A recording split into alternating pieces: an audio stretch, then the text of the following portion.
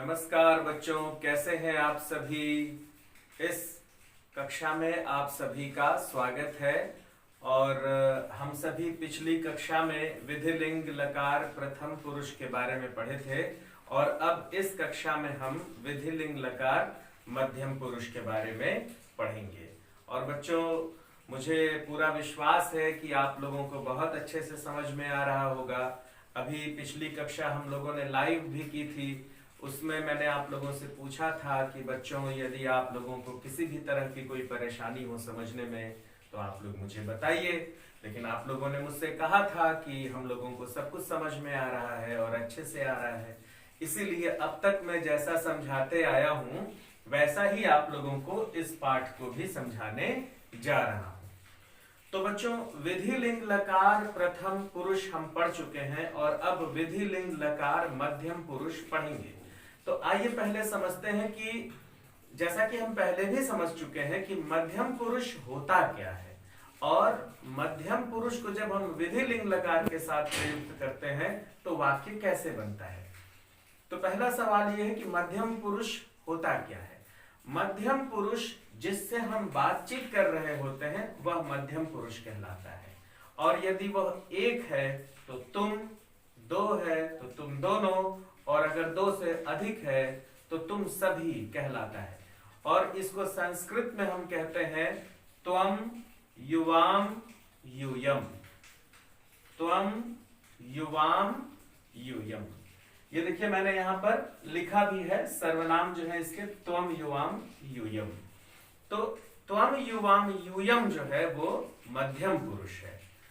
और हिंदी में तुम दोनों, तुम सभी। फिर से समझ लीजिए, जिससे हम बातचीत करते हैं, जो हमारे सामने होता है, जिससे हम अपनी बात कह रहे हैं, वह मध्यम पुरुष होता है। संस्कृत में इसे हम कहते हैं त्वम युवाम यूयम। ठीक है बच्चों, अब आइए हम समझते हैं कि विधिलिंग लकार की क्या महत्वपूर्ण बात होती है। हालांकि हम प्रथम पुरुष में इन सभी बातों को समझ चुके थे, लेकिन चूंकि ये एक अपने में एक स्वतंत्र पाठ है, विधिलिंग लकार मध्यम पुरुष, इसलिए हम दोनों को फिर से समझेंगे। देखिए, विधिलिंग लकार मध्यम पुरुष। मध्यम पुरुष अभी हम लोगों ने समझ लिया, त्वम युवाम यूयम। लेकिन विधिलिंग लकार क्या होता है। जब हम किसी से निवेदन करते हैं, किसी को सलाह देते हैं, किसी को निमंत्रण देते हैं, तो ऐसे में हम विधिलिंग का प्रयोग करते हैं। किन किन जगहों पर विधिलिंग का प्रयोग होता है। निवेदन करने में, सलाह देने में, निमंत्रण देने में। और हम जब कभी चाहिए शब्द का प्रयोग करते हैं, हमें जाना चाहिए, हमें पीना चाहिए, हमें खाना चाहिए, हमें उठना चाहिए, यदि चाहिए का प्रयोग करते हैं तो भी हम विधिलिंग लकार का ही प्रयोग करते हैं।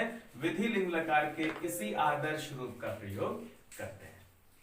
ठीक है बच्चों, फिर से समझ लीजिए, विधिलिंग लकार की पहचान होती है कि जब हम किसी से निवेदन करने की बात करें, किसी को सलाह देने की बात करें, किसी को निमंत्रण देने की बात करें, या फिर चाहिए के अर्थ में हम इसे लेते हैं। हमें फला काम करना चाहिए, हमें खाना चाहिए, हमें पीना चाहिए, ऐसे अर्थ में भी हम विधिलिंग लकार का प्रयोग करते हैं। फिर से आइए हम यहाँ पर देखें, सर्वनाम शब्द इसके कौन कौन से होते हैं। त्वम युवाम यूयम। त्वम युवाम यूयम। तुम दोनों, तुम सभी। बहुत ध्यान से सुनिएगा, जब मैं आप लोगों से लाइव कर रहा था बच्चों, सीधे सीधे आपसे बातचीत कर रहा था, तो उस समय मैंने पूछा था कि मध्यम पुरुष के सर्वनाम कौन कौन से होते हैं। बहुत कम बच्चे बता पाए थे, जबकि कक्षा 7वीं में हम शुरू से मध्यम पुरुष पढ़ रहे थे।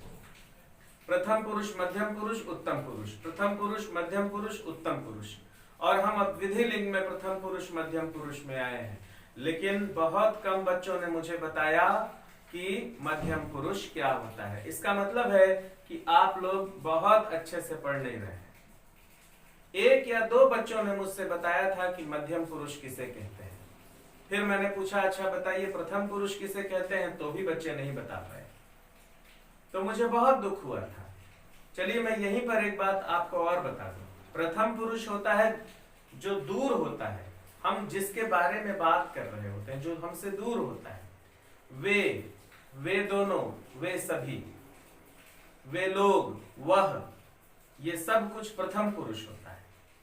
ठीक है बच्चों। सह तव ते पुल्लिंग में, स्त्रीलिंग में सा ते ता, और नपुंसक लिंग में तत् ते तानी, और या तो फिर कोई संज्ञा, इसे हम प्रथम पुरुष कहते हैं।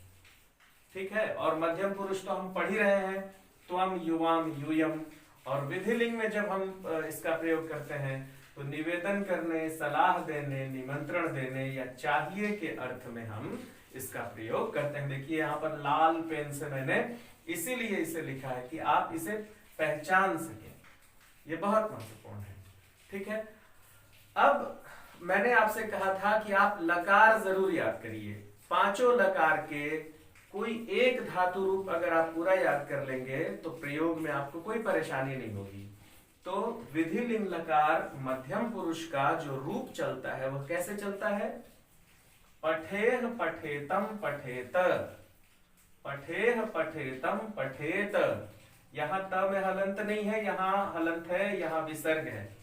तो ध्यान से बिल्कुल देखिए। कभी कभी बच्चे क्या कहते हैं, पठेतम में विसर्ग नहीं लगाते हैं, पठेत में लगा देते हैं, तो बहुत अर्थ का अनर्थ हो जाता है। इसलिए आप ध्यान दीजिए कि पठेह पठेतम पठेत, पठेह पठेतम पठेत, ऐसा पढ़ते हैं इसको। मतलब कि जब हम द्विवचन का प्रयोग करेंगे तो हलंत है, बहुवचन में हलंत नहीं है, और एक वचन में विसर्ग लगा हुआ है। इसका ध्यान बहुत ही सावधानी से रखना चाहिए बच्चों। विसर्ग और हलंत अर्थ का अनर्थ कर देते हैं, इसलिए आप जरूर ध्यान रखिए कि कहां पर विसर्ग लगा है और कहां पर हलंत लगा हुआ है। ठीक है। तो ये हमने देख लिया कि जो विधिलिंग लकार मध्यम पुरुष के जो रूप चलते हैं वो पठेह पठेतम पठेत, है ना, ऐसा चलता है। तो अब यहां पर मैंने कुछ प्रयोग लिखे हुए हैं। एक वचन, द्विवचन, बहुवचन। एक वचन, द्विवचन, बहुवचन। त्वम, युवाम, यूयम, त्वम, युवाम, यूयम। तुम दोनों, तुम सभी। और इसमें मैंने 3 धातुएं रखी हैं आपकी किताब से देख करके, कि आपके किताब में ये है, इसलिए आपको आसान हो इसे समझना। या जब आप इसको समझकर अपना किताब खोलेंगे तो देखेंगे कि मैंने इसका प्रयोग आपको सिखाया है। तो चलिए देखते हैं। ये 3 धातु मैंने यहाँ पर लगा दिया है। अच्छा, धातु किसे कहते हैं बच्चों? क्रिया का जो मूल रूप होता है, जो हम काम करते हैं ना, उसे ही हम धातु कहते हैं, उसके मूल रूप को। जैसे खाना क्रिया है तो खा धातु हो गई। ठीक है। तो इसी तरीके से जो क्रिया है इसे हमने मूल रूप को यहाँ पर लिखा हुआ है। अब देखिए, एक वचन में, द्विवचन में, बहुवचन में इसका कैसे प्रयोग होता है। इसी तरह से चलेगा, पठेह पठेतम पठेत। तो चलिए इसका प्रयोग हम लोग करते हैं। देखिए, त्वम भक्ष क्या होगा? त्वम, अब ये वाला लग जाएगा, भक्षेह। त्वम भक्षेह। युवाम, भक्ष का ही जो रूप लगेगा युवाम के साथ, भक्षेतम। युवाम, और ये हलंत, युवाम भक्षेतम। परीक्षा में आ सकता है बच्चों इसी तरह प्रयोग करने के लिए। भले आपके अभ्यास, प्रश्न और अभ्यास में नहीं है, लेकिन इस तरह का प्रयोग करने के लिए आपकी परीक्षा में आ सकता है, इसलिए आप इसे बहुत ध्यान से देखें। यूयम भक्षेत, भक्ष धातु लगा रहे हैं, पठेत है, पठेत, तो भक्ष का भक्षेत, यूयम भक्षेत। अब इसी तरह से देखिए, पिब धातु बिल्कुल इसी तरह से चलेगा, पिबेह, पिबेतम, पिबेत। त्वम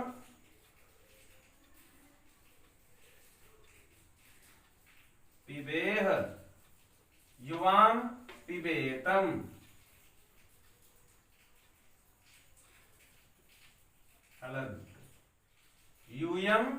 पिबेत।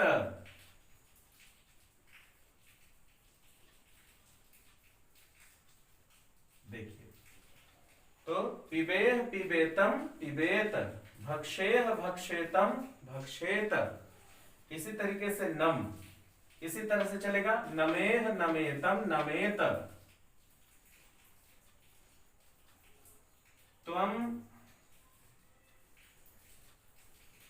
नमेह युवाम नमेतम, हलंत लग गया, यूयम नमेत।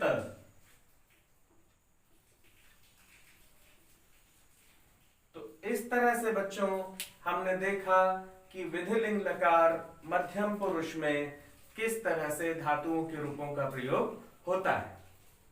अब आइए हम इसका अर्थ देख लेते हैं कि इसका अर्थ कैसा होता है। देखिए, त्वम भक्षेह, तुम खाना खाओ, युवाम भक्षेतम, तुम दोनों खाना खाओ, यूयम भक्षेत, तुम सभी खाना खाओ। इसी तरह से त्वम पिबेह, तुम पियो, युवाम पिबेतम, तुम दोनों पियो, यूयम पिबेत, तुम सब पियो। त्वम नमेह, तुम नमस्कार करो, युवाम नमेतम, तुम दोनों नमस्कार करो, यूयम नमेत, तुम सभी नमस्कार करो। चाहिए के अर्थ में लीजिएगा तो क्या होगा, त्वम भक्षेह, तुम्हें खाना चाहिए, युवाम भक्षेतम, तुम दोनों को खाना चाहिए, यूयम भक्षेत, तुम सबको खाना चाहिए। तो इस तरह से यहां पर हम चाहिए के अर्थ में भी इसका प्रयोग कर सकते हैं, ये बिल्कुल सही होगा। तो बच्चों हमने यहाँ पर विधिलिंग लकार मध्यम पुरुष का प्रयोग सीखा। अब आप अपनी किताब खोलिए और किताब में आप देखेंगे कि विधिलिंग लकार मध्यम पुरुष के अनेक प्रयोग दिए हुए हैं और संस्कृत में छोटे छोटे वाक्य हैं और उसका हिंदी में अर्थ दिया हुआ है। तो मैं फिर से आप लोगों को बता रहा हूं बच्चों, हर बार बोलता हूं, इस बार भी बोल रहा हूं कि कुछ लोगों के पास नई किताब है, कुछ लोगों के पास भी नई किताब है लेकिन वो पिछले साल की है, जो इस साल उन्होंने खरीदा है, या पिछला संस्करण है। तो जो पिछली किताब है उसमें सिर्फ संस्कृत दिया हुआ है, हिंदी नहीं दिया गया है ना। तो जिन लोगों के पास नई किताब है उसमें तो हिंदी दी हुई है, तो उन्हें अर्थ लिखने की जरूरत नहीं है, लेकिन जिसके पास पुरानी किताब है उन्हें अर्थ लिखने की जरूरत है। तो मैं यहां पर बहुत धीरे धीरे इसका हिंदी बोलूंगा और आप सभी इसका हिंदी लिखेंगे। जिन बच्चों से लाइव क्लास में हमारी बातचीत हुई थी उन्होंने तो शायद इसे लिख लिया है, लेकिन जिन बच्चों से लाइव क्लास में हमारी बात नहीं हुई थी उनके लिए मैं इसे धीरे धीरे पढ़ रहा हूं। वे कागज और कलम या पेंसिल लेकर के बैठें और जल्दी जल्दी इसके अर्थ को लिखें। बच्चों, कुछ बच्चे कहते हैं कि सर हम किताब में ही लिख लें क्या, लेकिन मेरा कहना यह है कि आप किताब में मत लिखिए, आप कॉपी बनाइए। कॉपी बनाना बहुत अच्छी बात होती है, कॉपी में आप अच्छे अक्षरों में कलम से लिखेंगे। आप किताब में लिखेंगे, किताब गंदा होगा, है ना, किताब में जगह भी कम है। तो आप कॉपी में लिखिए, फैल कर लिखिए, अच्छे से लिखिए, अच्छी सी कॉपी बनाइए। तो चलिए मैं इस पाठ को पढ़ता हूं और आप सभी मिलाइए और लिखिए। त्वम बुभुक्षितः असि, तुम भूखे हो। लिखिए, त्वम बुभुक्षितः असि, तुम भूखे हो। त्वम भोजनम भक्षेह, तुम खाना खाओ। त्वम भोजनम भक्षेह, तुम खाना खाओ। दो दो बार बोलूंगा तो आप लिख लेंगे। त्वं पिपासितः असि, तुम प्यासे हो। त्वं पिपासितः असि, तुम प्यासे हो। त्वं जलं पिबेह, तुम पानी पियो। त्वं जलं पिबेह, तुम पानी पियो। युवाम पश्येतम, तुम दोनों देखो। युवाम पश्येतम, तुम दोनों देखो। युवाम गजम पश्येतम, तुम दोनों हाथी को देखो। तुम दोनों हाथी को देखो। ठीक है बच्चों, लिख लिए। आगे बोलता हूं। युवाम नमेतम, तुम दोनों नमस्कार करो। तुम दोनों नमस्कार करो। युवाम ईश्वरम नमेतम, तुम दोनों ईश्वर को नमस्कार करो।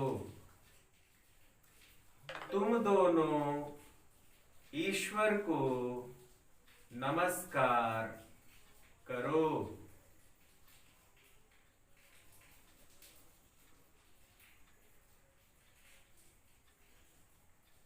यूयं पिकाः कूजेत, यूयं पिकाः कूजेत, तुम सब कोयल कूजो।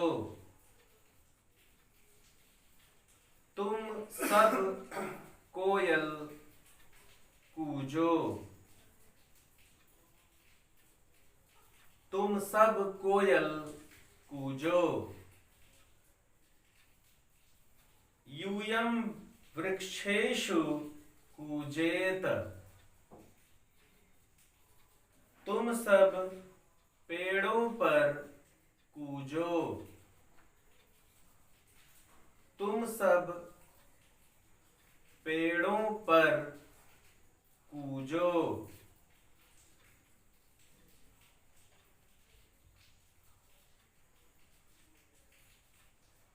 यूयं गायेत,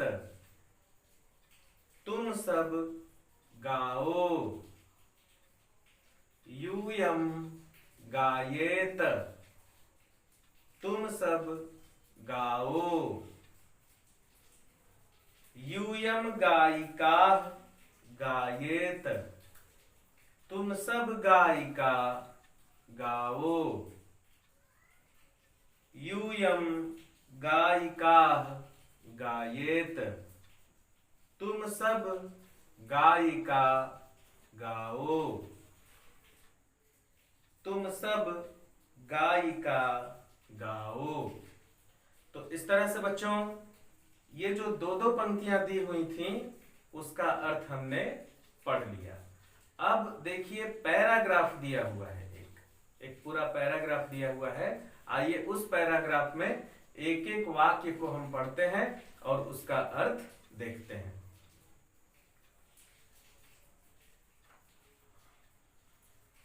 मैं बोलता हूं और आप सभी लिखेंगे। त्वम गीताम पठेह, तुम गीता पढ़ो। त्वम गीताम पठेह, तुम गीता पढ़ो। त्वम विनम्रः भवेः, त्वम विनम्रः भवेः, तुम विनयी बनो। यहां पर विनयी की जगह पर आप विनम्र लिख सकते हैं। तुम विनम्र बनो या विनयी भी लिख सकते हैं। तुम विनयी बनो। प्रतिदिनं विद्यालयं गच्छेः। त्वं प्रतिदिनं विद्यालयं गच्छेः। तुम प्रतिदिन विद्यालय जाओ। तुम प्रतिदिन विद्यालय जाओ।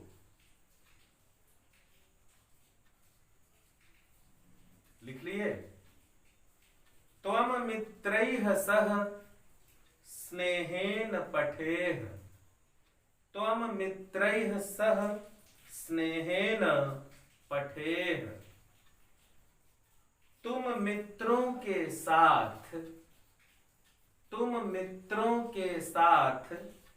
स्नेह से पढ़ो।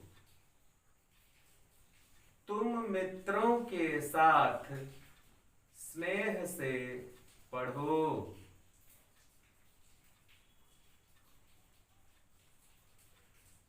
अगली पंक्ति। त्वं शीघ्रं स्वगृहं गच्छेः।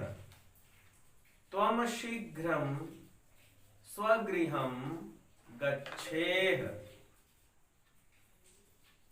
तुम शीघ्र अपने घर जाओ। तुम शीघ्र अपने घर जाओ।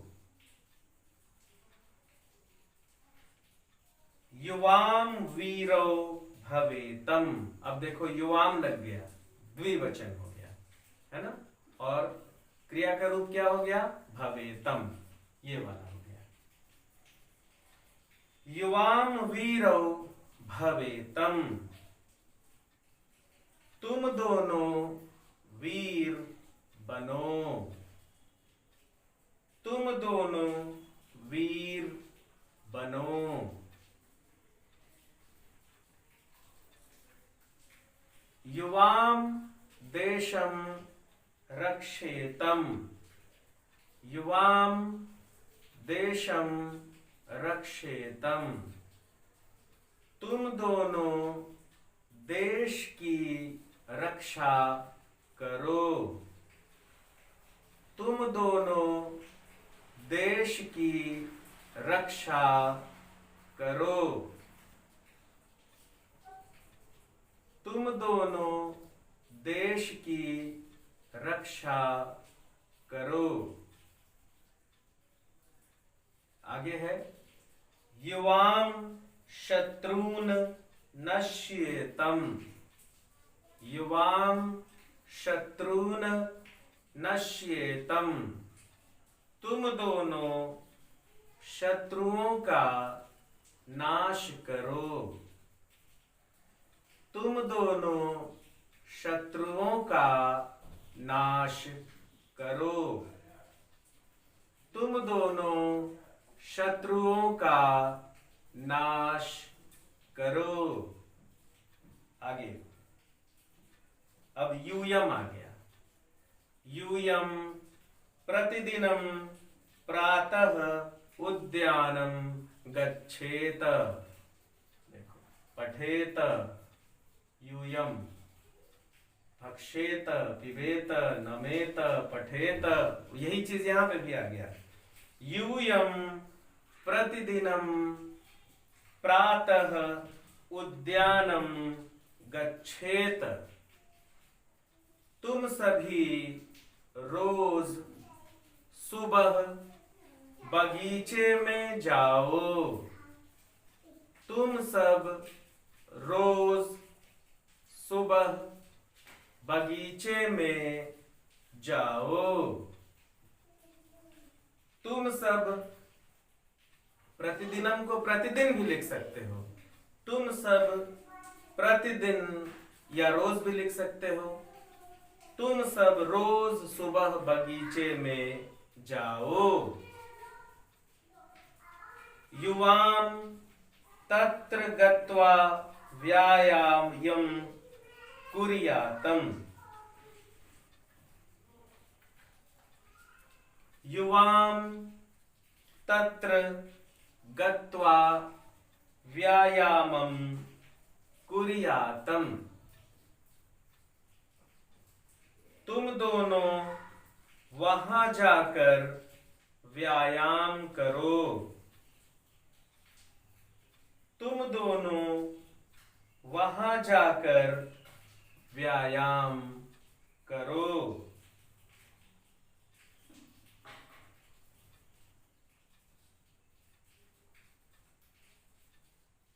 यूयं तत्र क्रीडेत। तुम सभी वहां खेलो।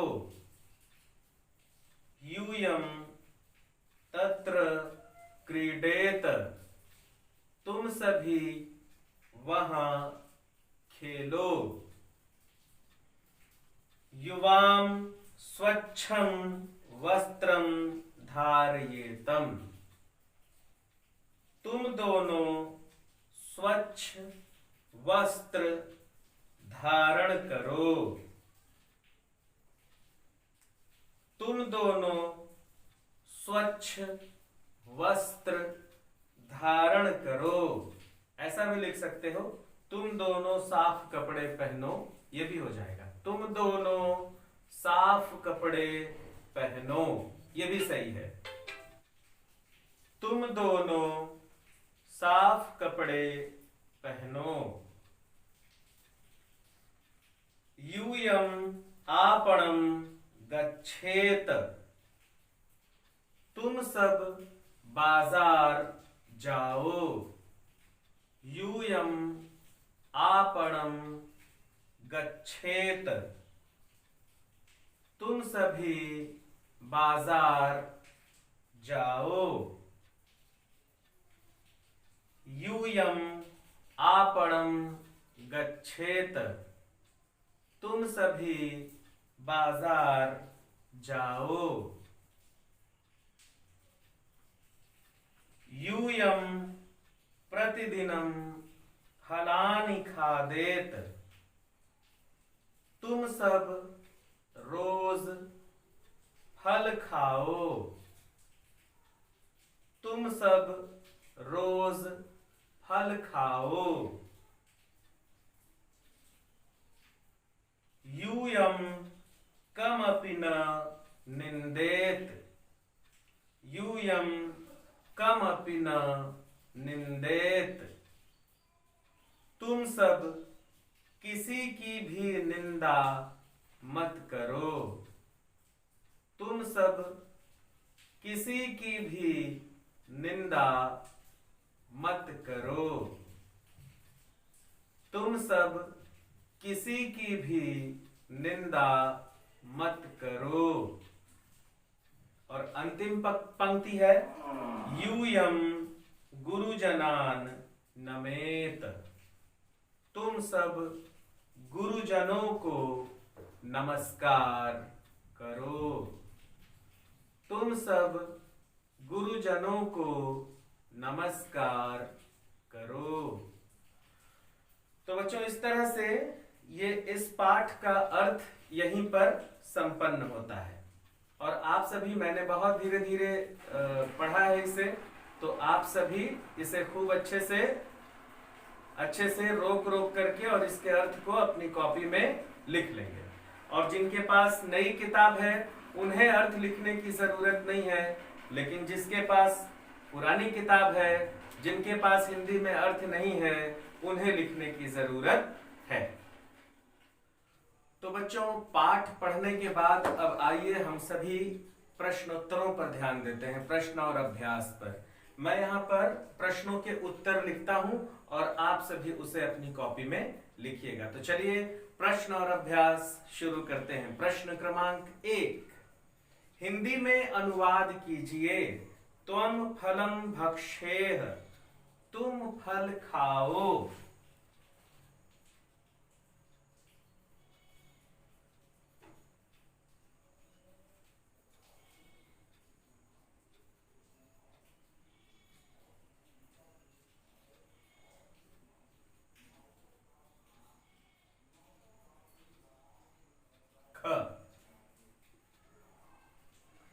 युवाम ईश्वरम नमेतम, तुम दोनों ईश्वर को नमस्कार करो।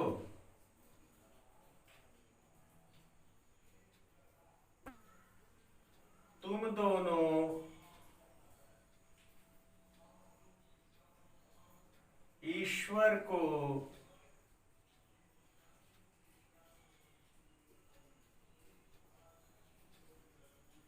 नमस्कार करो। ग है यूयम प्रातः उद्यानम गच्छेत, तुम सभी सुबह बगीचे में जाओ।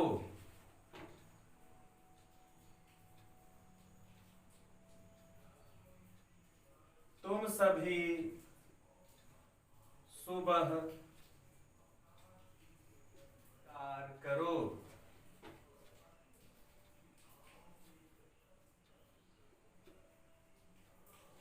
तुम दोनों गुरु को नमस्कार करो। तो इस तरह से बच्चों ये प्रश्न क्रमांक 1 है। हिंदी में अनुवाद करो। अब आइए हम यूयम गायका गीतम गायेत,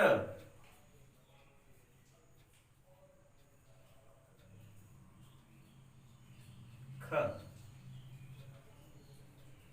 त्वम विद्यालयं गत्वा पठेह,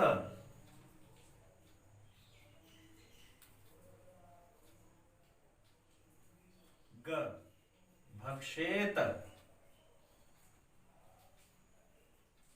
यहां हलंत नहीं रहेगा। यूयम उद्यानम गच्छेत,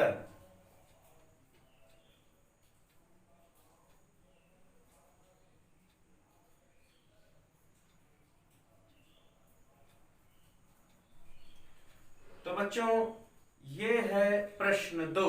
इसे आप सभी अच्छे से देखिए और इसे अपनी कॉपी में उतार लीजिए। प्रश्न क्रमांक 3। बच्चों इस प्रश्न पर ध्यान दीजिए। दिए गए शब्दों को सही क्रम में लिखकर वाक्य बनाइए। सही क्रम में लिखना है बच्चों। तो मैं यहां पर 1 2 3 करके लिख देता हूं। जैसे कि जो शब्दों का क्रम है, तो पहला कौन सा होगा, दूसरा कौन सा होगा, तीसरा कौन सा होगा, वो मैं लिख देता हूं। आप ध्यान से देखिए। भक्षेतम फलानि युवाम, तो युवाम फलानि भक्षेतम होगा यहां पर, तो क। तो अब देखिए ऐसे और ऐसे दिया हुआ है, ठीक है।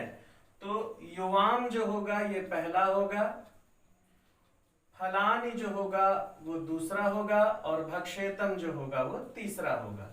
इसी तरीके से ख न यूयम कमपि निंदेत, तो क्या हो जाएगा, यूयम ये पहला हो जाएगा, यूयम कमपि ये दूसरा, और ये तीसरा न, और ये चौथा निंदित। व्यायामम कुर्यातम, युवाम उद्याने गत्वा व्यायामम कुर्यातम। तो देखिए बच्चों ये शब्दों का सही क्रम है, मैंने सही क्रम लिख दिया है। तो आप इस तरह से कॉपी में नहीं उतारेंगे, आपको सही शब्द लिखना है।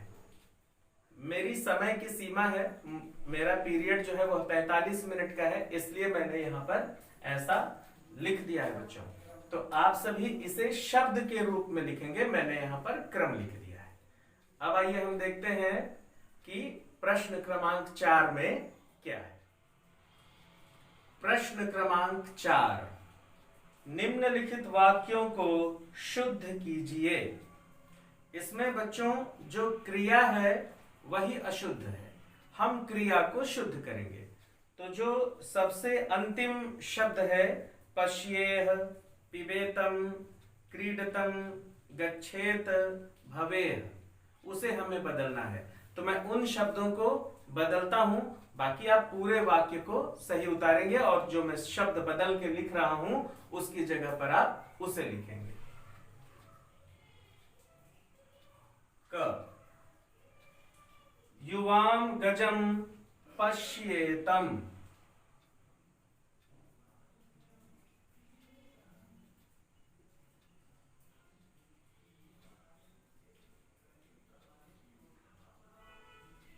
ख, त्वं जलम पिबेह,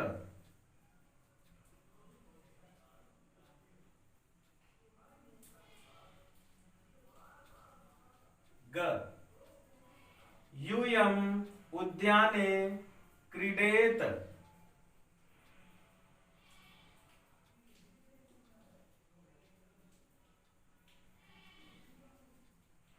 घ, यहां हलंत नहीं लगेगा बच्चों। त्वम विद्यालयम गच्छेह,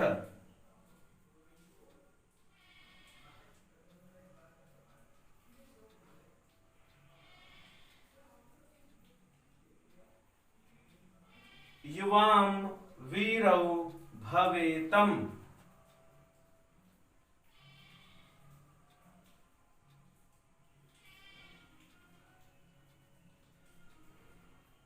तो बच्चों मैंने जो अंत की जो क्रिया है उसका सही रूप यहां पर लिख दिया है, लेकिन आपको पूरा वाक्य उतारना है। आप सिर्फ इसे सही मत करिए, आप पूरे वाक्य में यहां जहां ये शब्द आया है उसे सही करके ये लिखिए और पूरा वाक्य उतारिए। अब आइए बच्चों पांचवा प्रश्न देखिए आप सभी। निम्नलिखित वाक्यों को लंग लकार भूतकाल में परिवर्तित करिए। लंग लकार हमने बहुत पहले पढ़ा था, है ना? तो आप पिछली बातों को भी आप ध्यान रखें, इसलिए आपसे ये प्रश्न दिया गया है। तो आप इसे लंग लकार भूतकाल में आपको परिवर्तित करना है। तो निश्चित रूप से आप क्रिया को बदलेंगे, तो जो क्रिया है वह बदल के क्या होगा उसका सही रूप में यहां लिख देता हूं, लेकिन आप पूरे वाक्य को उतारेंगे। क,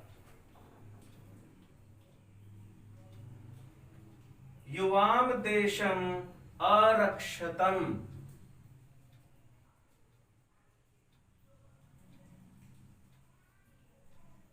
ध्यान दीजिएगा बच्चों, ये विधिलिंग नहीं है, ये लंग लकार भूतकाल की क्रिया का रूप लिखा जा रहा है।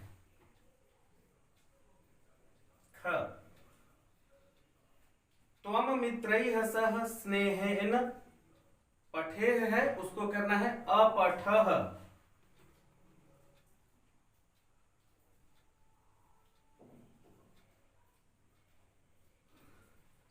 ग, त्वम गीताम पठेह, फिर से पठेह है उसको करना है अपठः।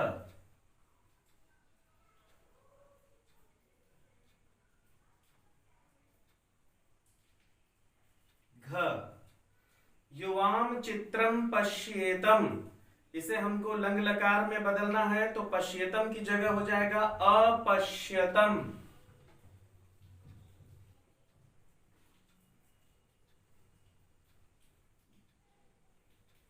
अपश्यतम। अंग, यूयम आपणम गच्छेत, तो गच्छेत की जगह पर हो जाएगा अगच्छत।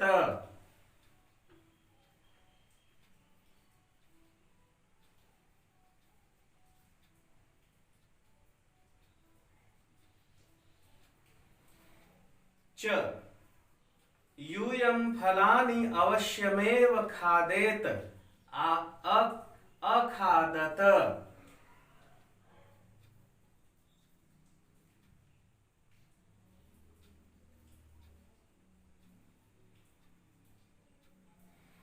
तो बच्चों यहां पर मैंने भूतकाल के आधार पर लंग लकार के आधार पर क्रियाओं को बदल दिया है। अब आप पूरे वाक्य को लिखेंगे और इस क्रिया को बदल देंगे, तो आपका वाक्य जो है वो लंग लकार भूतकाल में परिवर्तित हो जाएगा। देख लीजिए इसे आप अच्छे से। कोष्ठक में दी गई धातुओं के विधि लिंग लकार से उचित क्रिया का रूप बनाकर रिक्त स्थान भरिए। इसमें भी बच्चों जो कोष्ठक में जो क्रिया के मूल रूप दिए हुए हैं अर्थात धातु दी गई है उसका विधि लिंग का रूप आपको लिखना है। तो विधि लिंग का जो रूप है वह कैसे होगा, तो वो तो जो सर्वनाम है जो करता है उसके अनुसार पता चलेगा।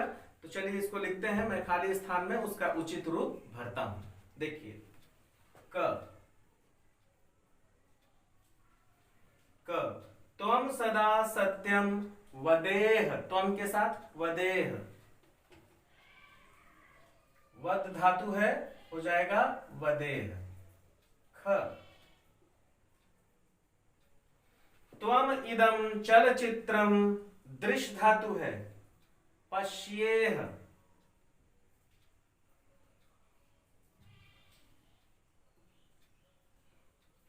धातु दृश्य होती है लेकिन रूप चलता है पश्येत, पश्यति, पश्यतः, पश्यन्ति, पश्यसि, पश्यथः, पश्यत लट लकार में तो पश्य होता है तो पश्ये हो जाएगा, है ना। देखिए पश्येह, पश्येतम, पश्येत।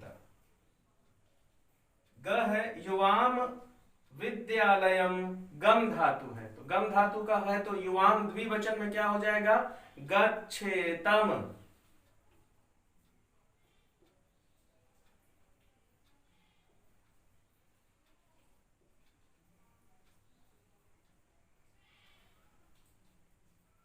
घ युवाम फलानि खाद, तो युवाम द्विवचन है खादेतम।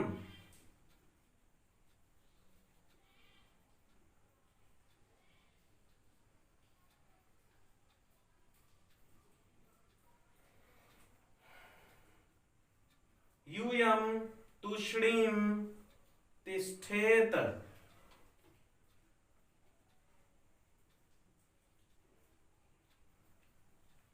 तिष्ठ धातु है जिसका मतलब होता है बच्चों बैठना।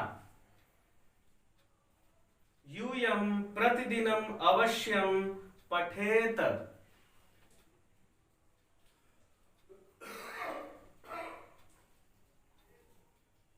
पठेत। तो इस तरह से ये छठवां प्रश्न है बच्चों, इसमें जो धातुओं का उचित रूप है विधि लिंग लकार के अनुसार मध्यम पुरुष के अनुसार वो हमने यहाँ पर लिख दिया। तो इस तरह से बच्चों आपका प्रश्न और अभ्यास यहीं पर समाप्त होता है।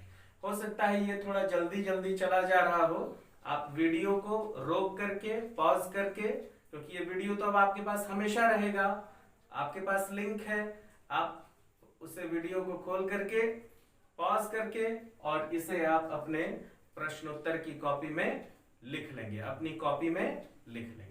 अर्थ तो मैंने पहले ही आपको बता दिया है। तो इस तरह से बच्चों यह पाठ यहीं पर संपन्न होता है। आप सभी लोग बहुत ध्यान से इस पाठ को देखें, समझें, इसका प्रश्नोत्तर देखें।